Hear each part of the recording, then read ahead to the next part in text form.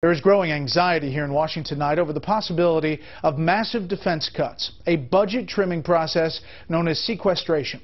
Senior White House Foreign Affairs correspondent Wendell Goler reports the stakes could not be higher.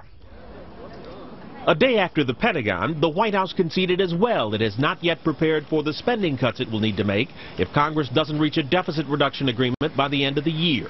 While OMB has not yet engaged agencies in planning, our staff is conducting the analysis that is necessary to move forward, should that be required. Critics say the lack of preparation is unacceptable. The president is the commander-in-chief of this country, and the other day his spokesman said that basically he was leaving this to Congress.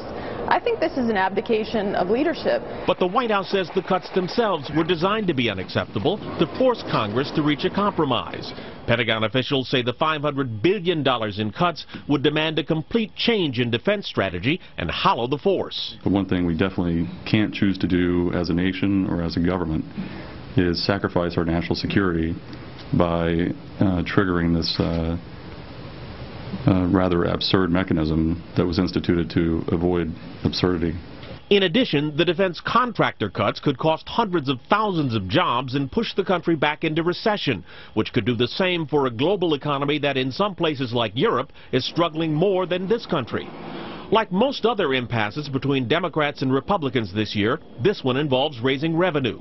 The White House insists on a balanced approach. There's no magic here left in terms of how you make the necessary hard decisions to get the kind of deficit reduction necessary.